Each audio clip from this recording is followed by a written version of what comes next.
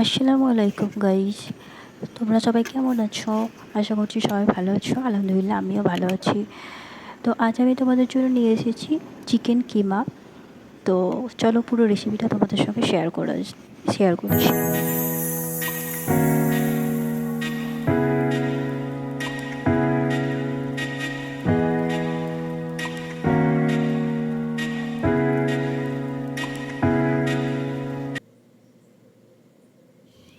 তো friends, first time এই chicken কিমাটা বানানোর জন্য আমি কুচি কুচি করে চিকেন কেটে নিয়েছি। তারপর একটা পেঁয়াজ কুচি করে নিয়েছি, আদা রসুন কুচি, ধনেপাতা কুচি করে একটা পাত্রে কেটে নিয়েছি।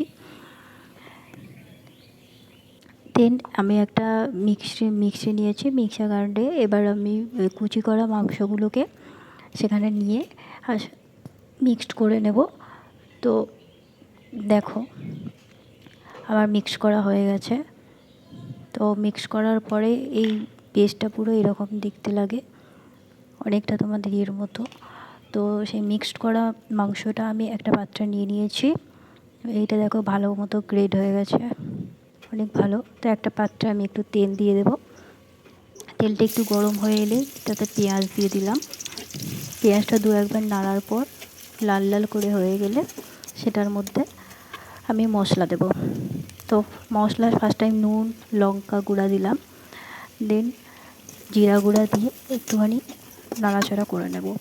নাড়াচাড়া করার পর মশলাটা দেখো হয়ে এসেছে। এবার গরম মশলা, মিট মশলা 1 টেবিল চামচ, তোমরা তোমাদের পরিমাণ মতো দিতে পারো। আমি এখানে আমার পরিমাণ মতো দিয়েছি। তো তোমরা চাইলে তোমাদের মতো। তারপর আদা রসুন বাটা দিয়ে মশলাটা ভালো করে কষে নেবো আমি। দেখো মশলা কষা আমার প্রায় শেষের দিকে হয়েই এসেছে। এরপর আমি চিকেন টুকরোগুলোকে দিয়ে দিলাম। দেন চিকেন টুকরোগুলো ওই মশলাটার সঙ্গে ভালো করে মিক্সড করে নিচ্ছি। দেখো ভালো করে মাখিয়ে নিচ্ছি। এরকমভাবে ভালো করে মাখিয়ে তোমরা করে নিতে পারো। এই চিকেনগুলো একটা একটা করে কেটে নিতে পারো। এবার চিকেনটা সেদ্ধ হওয়ার জন্য আমি একটু পানি দিয়ে দিলাম। তো পানি দেওয়ার পর তোমরা এটাকে ঢাকা দিতে পারো। ঢাকা দিয়ে তাতে তেজপাতা, চিকেনটা সেদ্ধ হওয়ার জন্য প্রায় হয়েই গেছে। এবার আমি তাতে দিয়ে দিলাম তেজপাতা, আর উপর থেকে দেখতে ভালো লাগার জন্য কাঁচা লঙ্কা ধনেপাতা কুচি দিয়ে দিলাম। তো আমাদের রেসিপি রেডি। দেখো চিকেন কিমা রেডি। এবার আমি এটাকে ঢেলে নিলাম একটা পাত্রে।